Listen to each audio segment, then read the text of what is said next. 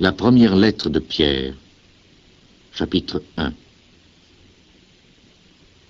De la part de Pierre, apôtre de Jésus-Christ, à ceux que Dieu a choisis et qui vivent en exilé, dispersés dans les provinces du Pont, de la Galatie, de la Cappadoce, de l'Asie et de la Bithynie. Vous avez été choisis conformément au plan établi d'avance par Dieu le Père, et vous lui appartenez grâce à son Esprit pour obéir à Jésus-Christ et être purifiés par son sang. Que la grâce et la paix vous soient données avec abondance. Louons Dieu, le Père de notre Seigneur Jésus-Christ. Dans sa grande bonté, il nous a accordé une vie nouvelle en ramenant Jésus-Christ de la mort à la vie. Nous avons ainsi une espérance vivante et pouvons nous réjouir de l'héritage que Dieu réserve aux siens. C'est un héritage qui ne peut ni se gâter, ni se salir, ni perdre son éclat. Dieu le réserve dans les cieux pour vous, que la puissance de Dieu garde par la foi, jusqu'à ce que vienne le salut, prêt à être révélé à la fin des temps. Vous vous en réjouissez, même s'il faut que maintenant vous soyez attristés pour un peu de temps par toutes sortes d'épreuves. Celles-ci servent à éprouver la valeur de votre foi. L'or est destiné à disparaître, pourtant il est éprouvé par le feu. De même, votre foi, beaucoup plus précieuse que l'or, est mise à l'épreuve afin de prouver sa solidité. Et ainsi, vous pourrez recevoir louange, gloire et honneur quand Jésus-Christ apparaîtra. Vous l'aimez, bien que vous ne l'ayez pas vu. Vous croyez en lui, bien que vous ne le voyez pas maintenant. C'est pourquoi vous vous réjouissez d'une joie glorieuse, si grande qu'elle ne peut pas s'exprimer par des paroles, car vous obtenez ce qui est le but de votre foi, le salut de vos âmes. Au sujet de ce salut, les prophètes ont fait des recherches et des investigations, et ils ont prophétisé à propos du don que Dieu allait vous faire. Ils s'efforçaient de découvrir à quelle époque et à quelles circonstances se rapportaient les indications données par l'Esprit du Christ. Car cet Esprit qui était en eux annonçait d'avance les souffrances que le Christ devait subir et la gloire qui les suivrait. Dieu révéla aux prophètes que le message dont ils étaient chargés n'était pas pour eux-mêmes, mais pour vous. Ce message, vous l'avez reçu maintenant. Les prédicateurs de la bonne nouvelle qui ont parlé avec la puissance du Saint-Esprit envoyé du ciel vous l'ont annoncé, et les anges eux-mêmes aimeraient le connaître. C'est pourquoi, tenez votre esprit prêt à l'action. Demeurez bien éveillés et mettez toute votre espérance dans le don qui vous sera accordé quand Jésus-Christ apparaîtra. Obéissez à Dieu et ne vous conformez pas aux désirs que vous aviez autrefois quand vous étiez encore ignorants. Mais soyez saints dans toute votre conduite, tout comme Dieu qui vous a appelé est saint. En effet, l'Écriture déclare « Soyez saints, car je suis saint ». Dans vos prières, vous donnez le nom de Père à Dieu qui juge tous les hommes de la même façon, selon ce que chacun a fait. C'est pourquoi, durant le temps qu'il vous reste à passer sur la terre, montrez dans votre conduite le respect que vous avez pour lui. Vous savez en effet à quel prix vous avez été délivrés de l'inutile manière de vivre que vos ancêtres vous avaient transmise. Ce ne fut pas au moyen d'objets qui perdent leur valeur, comme l'argent ou l'or. Non, vous avez été délivrés par le sacrifice précieux du Christ, qui a été comme un agneau sans défaut et sans tache. Le Christ avait été choisi par Dieu avant la création du monde, et il a été manifesté pour votre bien dans ces temps qui sont les derniers. Par lui, vous croyez en Dieu qui l'a ramené de la mort à la vie et lui a donné la gloire. Ainsi, votre foi et votre espérance sont dirigées vers Dieu. Vous vous êtes purifiés en obéissant à la vérité pour aimer sincèrement vos frères en la foi. Aimez-vous donc ardemment les uns les autres, de tout votre cœur. En effet, vous êtes nés de nouveau, non de père mortel, mais grâce à une semence immortelle, grâce à la parole vivante et éternelle de Dieu. Comme l'Écriture le déclare, « Tous les hommes sont comme l'herbe, et toute leur gloire comme la fleur de l'herbe. L'herbe sèche et sa fleur tombe, mais la parole du Seigneur demeure pour toujours. » Cette parole est celle que la bonne nouvelle vous a apportée.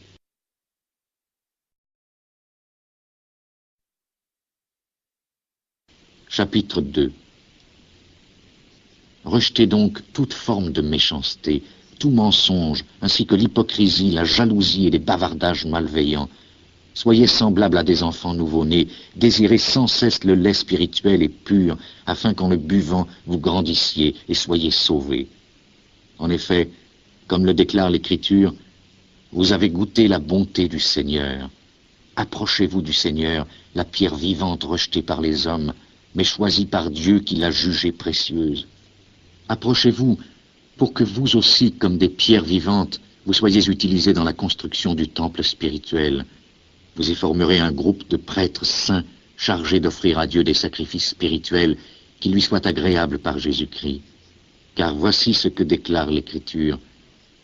J'ai choisi une pierre de valeur que je pose maintenant comme pierre d'angle en Sion.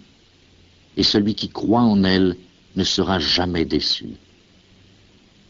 Cette pierre est d'une grande valeur pour vous qui croyez, mais pour ceux qui ne croient pas, la pierre que les bâtisseurs avaient rejetée est devenue la pierre principale. Et ailleurs, il est dit encore, c'est la pierre qui fait trébucher les hommes, le rocher qui les fait tomber. Ils ont trébuché parce qu'ils ont refusé de croire à la parole, et c'est à cela qu'ils étaient destinés. Mais vous, vous êtes la race choisie, les prêtres du roi, la nation sainte, le peuple qui appartient à Dieu. Vous avez été choisis afin de proclamer les œuvres magnifiques de Dieu qui vous a appelés à passer des ténèbres à sa merveilleuse lumière. Autrefois, vous n'étiez pas le peuple de Dieu, mais maintenant vous êtes son peuple. Autrefois, vous ne connaissiez pas la pitié de Dieu, mais maintenant, elle vous a été accordée. Je vous le demande, mes amis, en tant qu'étrangers et exilés sur la terre, gardez-vous des désirs humains qui font la guerre à l'âme. Ayez une bonne conduite parmi les païens. Ainsi, même s'ils vous accusent d'être des malfaiteurs, ils seront obligés de reconnaître vos bonnes œuvres et de louer Dieu le jour où il viendra. Soyez soumis à cause du Seigneur à toute autorité humaine, à l'empereur, qui a le pouvoir suprême, et au gouverneur, envoyé par lui pour punir les malfaiteurs et louer ceux qui font le bien. En effet, ce que Dieu veut, c'est que vous réduisiez au silence les hommes ignorants et insensés par le bien que vous pratiquez. Conduisez-vous en homme libre. Cependant, n'utilisez pas votre liberté comme un voile pour couvrir le mal, mais agissez en serviteur de Dieu. Respectez tous les hommes, aimez vos frères en la foi, craignez Dieu, respectez l'empereur. Serviteurs, soyez soumis à vos maîtres avec un entier respect, non seulement à ceux qui sont bons et bien disposés, mais aussi à ceux qui sont durs. En effet, c'est un bien de supporter, par respect pour Dieu, les peines que l'on souffre injustement. Car quel mérite y a-t-il à supporter les coups si vous les recevez pour avoir commis une faute?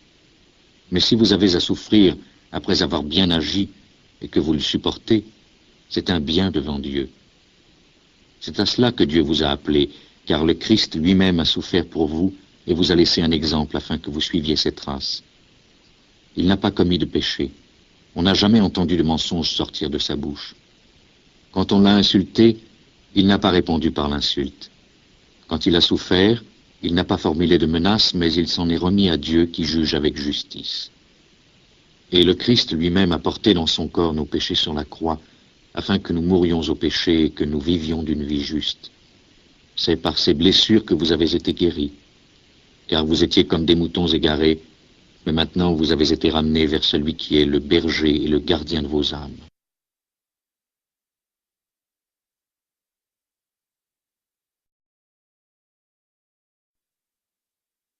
Chapitre 3. Vous de même, femmes, soyez soumises à vos maris, afin que, si quelques-uns d'entre eux ne croient pas à la parole de Dieu, ils soient gagnés à la foi par votre conduite. Vous n'aurez pas besoin de prononcer une parole, car ils verront combien votre conduite est pure et respectueuse.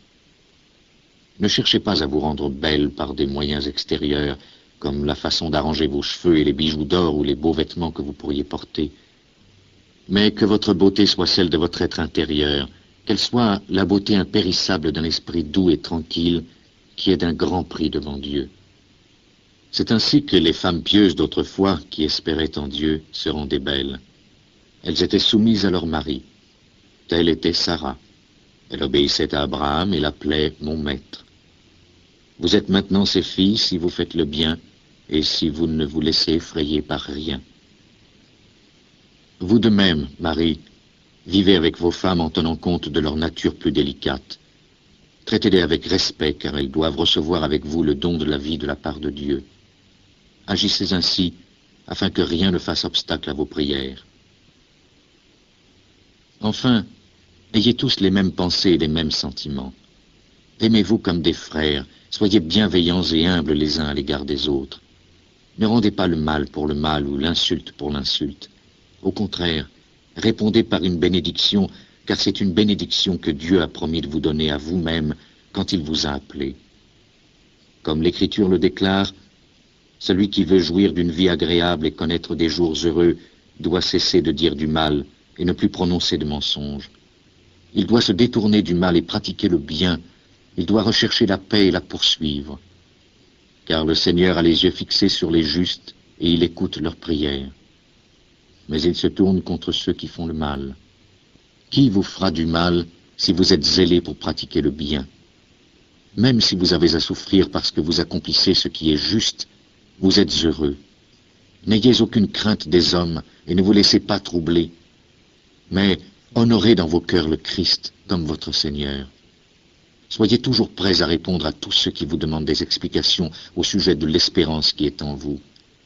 Mais faites-le avec douceur et respect.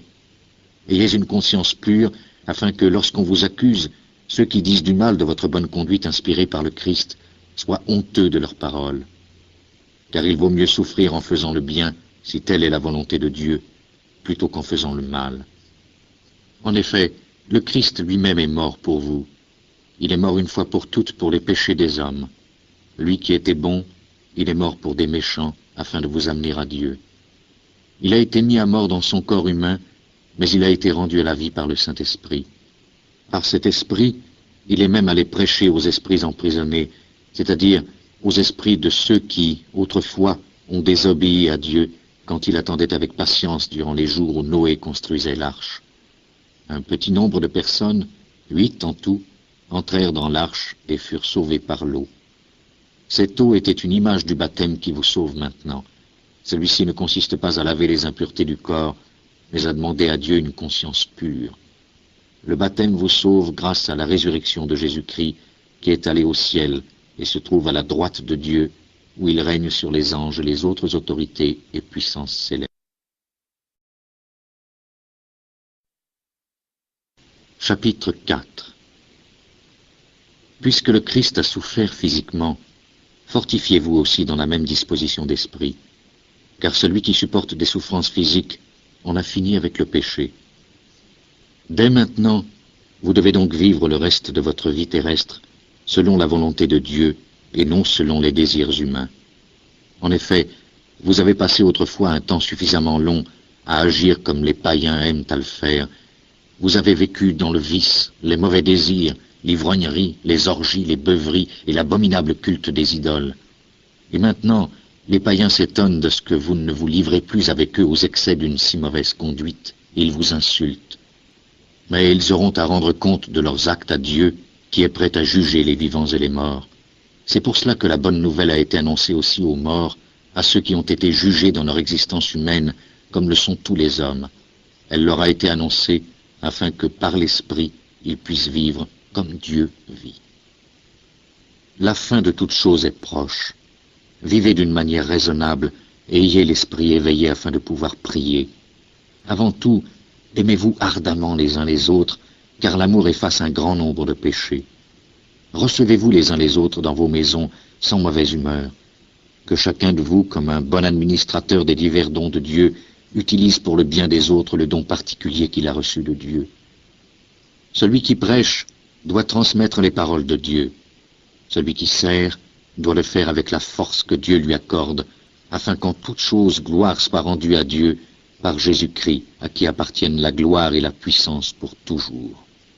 Amen. Mes amis, ne vous étonnez pas de la dure épreuve que vous avez à subir, comme s'il vous arrivait quelque chose d'anormal. Réjouissez-vous plutôt d'avoir part aux souffrances du Christ, afin que vous soyez également remplis de joie quand sa gloire sera révélée. Vous êtes heureux si l'on vous insulte, parce que vous êtes disciples du Christ, car l'Esprit glorieux, l'Esprit de Dieu, repose sur vous. Qu'aucun d'entre vous n'ait à souffrir comme meurtrier, voleur ou malfaiteur, ou pour s'être mêlé des affaires d'autrui. Mais si quelqu'un souffre parce qu'il est chrétien, qu'il n'en ait pas honte, qu'il remercie plutôt Dieu de pouvoir porter le nom du Christ. Le moment est arrivé où le jugement commence, et c'est le peuple de Dieu qui est jugé en premier lieu. Or, si le jugement débute par nous, comment s'achèvera-t-il lorsqu'il frappera ceux qui refusent de croire à la bonne nouvelle de Dieu?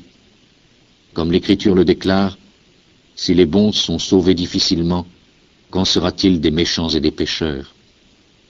Ainsi, ceux qui souffrent selon la volonté de Dieu doivent continuer à pratiquer le bien et à se confier entièrement au Créateur, qui est fidèle à ses promesses. Chapitre 5. Je m'adresse maintenant à ceux qui parmi vous sont anciens d'Église. Je suis ancien moi aussi. Je suis témoin des souffrances du Christ et j'aurai part à la gloire qui va être révélée. Voici ce que je leur demande. Prenez soin comme des bergers du troupeau que Dieu vous a confié. Veillez sur lui avec bonne volonté, comme Dieu le désire, et non à contre-cœur. Accomplissez votre tâche, non par désir de gagner de l'argent, mais par dévouement. Ne cherchez pas à dominer ceux qui ont été confiés à votre garde, mais soyez des modèles pour le troupeau. Et quand le chef des bergers paraîtra, vous recevrez la couronne glorieuse qui ne perdra jamais son éclat. De même, jeunes gens, soyez soumis aux hommes plus âgés. Et vous tous, revêtez-vous d'humilité pour vous servir les uns les autres, car l'Écriture déclare « Dieu s'oppose aux orgueilleux, mais il donne sa grâce aux humbles. Humiliez-vous donc sous la main puissante de Dieu, afin qu'il vous élève au moment qu'il a fixé. Déchargez-vous sur lui de tous vos soucis, car il prend soin de vous. Ayez l'esprit éveillé, prenez garde, car votre adversaire, le diable, rôde comme un lion rugissant, cherchant quelqu'un à dévorer. Soyez fermes dans la foi et résistez-lui, car vous savez que vos frères répandus dans le monde entier passent par les mêmes souffrances. Mais, après que vous aurez souffert un peu de temps, le Dieu de toute grâce qui vous a appelé à participer à sa gloire éternelle dans l'union avec le Christ, vous perfectionnera lui-même, vous affermira, vous fortifiera et vous établira sur de solides fondations. À lui soit la puissance pour toujours. Amen. Je vous écris cette courte lettre avec l'aide de Silas, que je considère comme un frère fidèle. Je désire vous encourager et vous assurer que telle est la véritable grâce de Dieu. Demeurez ferme en elle.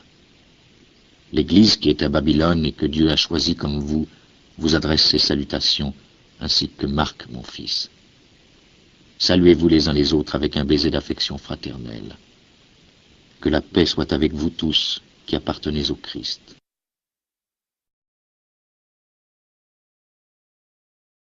Et de l'inutile manière de vivre que vos ancêtres vous avaient transmise. Ce ne fut pas au moyen d'objets qui perdent leur valeur, comme l'argent ou l'or. Non, vous avez été délivrés par le sacrifice précieux du Christ, qui a été comme un agneau sans défaut et sans tache. Le Christ avait été choisi par Dieu avant la création du monde, et il a été manifesté pour votre bien dans ces temps qui sont les derniers. Par lui, vous croyez en Dieu qui l'a ramené de la mort à la vie et lui a donné la gloire. Ainsi, votre foi et votre espérance sont dirigées vers Dieu. Vous vous êtes purifiés en obéissant à la vérité pour aimer sincèrement vos frères en la foi. Aimez-vous donc ardemment les uns les autres, de tout votre cœur. En effet, vous êtes nés de nouveau, non de père mortel, mais grâce à une semence immortelle, grâce à la parole vivante et éternelle de Dieu. Comme l'Écriture le déclare, « Tous les hommes sont comme l'herbe, et toute leur gloire comme la fleur de l'herbe. L'herbe sèche et sa fleur tombe, mais la parole du Seigneur demeure pour toujours. » Cette parole est celle que la bonne nouvelle vous a apportée.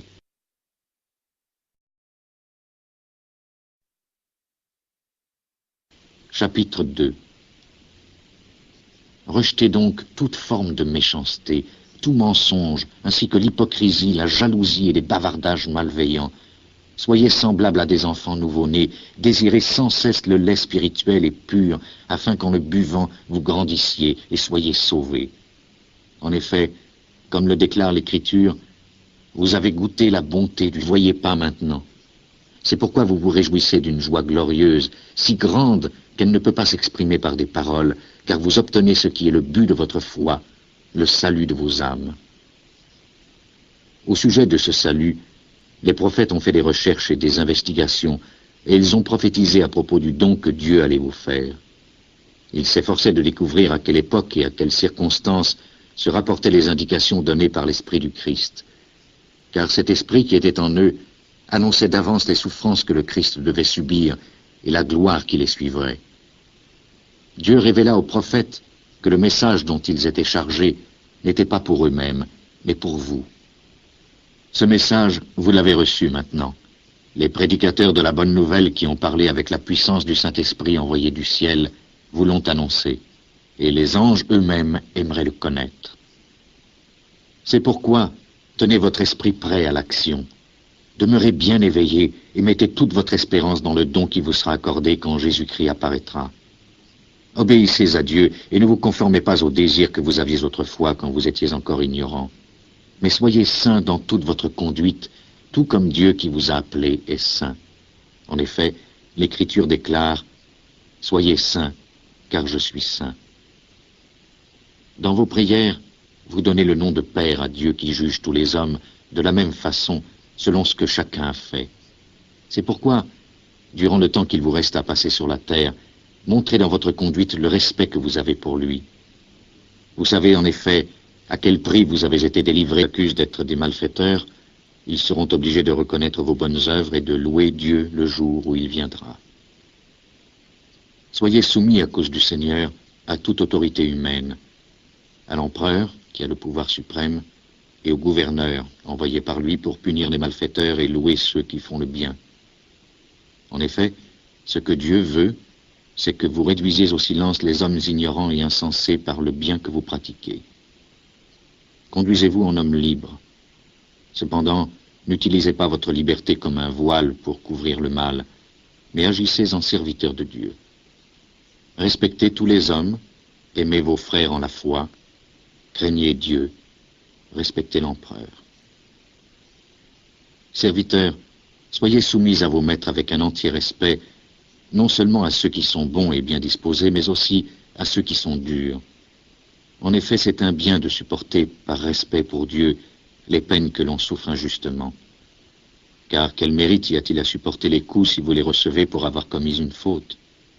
Mais si vous avez à souffrir après avoir bien agi et que vous le supportez, c'est un bien devant Dieu. C'est à cela que Dieu vous a appelé, car le Christ lui-même a souffert pour vous et vous a laissé un exemple afin que vous suiviez ses traces. Il n'a pas commis de péché.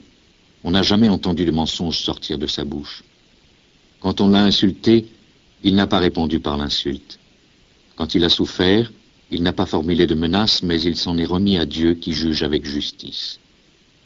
Et le Christ lui-même a porté dans son corps nos péchés. La première lettre de Pierre, chapitre 1. De la part de Pierre, apôtre de Jésus-Christ, à ceux que Dieu a choisis et qui vivent en exilé, dispersés dans les provinces du Pont, de la Galatie, de la Cappadoce, de l'Asie et de la Bithynie. Vous avez été choisis conformément au plan établi d'avance par Dieu le Père, et vous lui appartenez grâce à son Esprit pour obéir à Jésus-Christ et être purifiés par son sang. Que la grâce et la paix vous soient données avec abondance. Louons Dieu, le Père de notre Seigneur Jésus-Christ. Dans sa grande bonté, il nous a accordé une vie nouvelle en ramenant Jésus-Christ de la mort à la vie. Nous avons ainsi une espérance vivante et pouvons nous réjouir de l'héritage que Dieu réserve aux siens. C'est un héritage qui ne peut ni se gâter, ni se salir, ni perdre son éclat. Dieu le réserve dans les cieux pour vous, que la puissance de Dieu garde par la foi, jusqu'à ce que vienne le salut, prêt à être révélé à la fin des temps. Vous vous en réjouissez, même s'il faut que maintenant vous soyez attristés pour un peu de temps par toutes sortes d'épreuves. Celles-ci servent à éprouver la valeur de votre foi. L'or est destiné à disparaître, pourtant il est éprouvé par le feu. De même, votre foi, beaucoup plus précieuse que l'or, est mise à l'épreuve afin de prouver sa solidité. Et ainsi, vous pourrez recevoir louange, gloire et honneur quand Jésus-Christ apparaîtra. Vous l'aimez, bien que vous ne l'ayez pas vu. Vous croyez en lui, bien que vous ne le Seigneur. Approchez-vous du Seigneur, la pierre vivante rejetée par les hommes, mais choisie par Dieu qui l'a jugée précieuse. Approchez-vous pour que vous aussi, comme des pierres vivantes, vous soyez utilisés dans la construction du temple spirituel. Vous y formerez un groupe de prêtres saints chargés d'offrir à Dieu des sacrifices spirituels qui lui soient agréables par Jésus-Christ. Car voici ce que déclare l'Écriture. J'ai choisi une pierre de valeur que je pose maintenant comme pierre d'angle en Sion. Et celui qui croit en elle ne sera jamais déçu. Cette pierre est d'une grande valeur pour vous qui croyez, mais pour ceux qui ne croient pas, la pierre que les bâtisseurs avaient rejetée est devenue la pierre principale. Et ailleurs, il est dit encore, c'est la pierre qui fait trébucher les hommes, le rocher qui les fait tomber. Ils ont trébuché parce qu'ils ont refusé de croire à la parole, et c'est à cela qu'ils étaient destinés. Mais vous, vous êtes la race choisie, les prêtres du roi, la nation sainte, le peuple qui appartient à Dieu. Vous avez été choisis afin de proclamer les œuvres magnifiques de Dieu qui vous a appelés à passer des ténèbres à sa merveilleuse lumière. Autrefois, vous n'étiez pas le peuple de Dieu, mais maintenant vous êtes son peuple. Autrefois, vous ne connaissiez pas la pitié de Dieu, mais maintenant, elle vous a été accordée.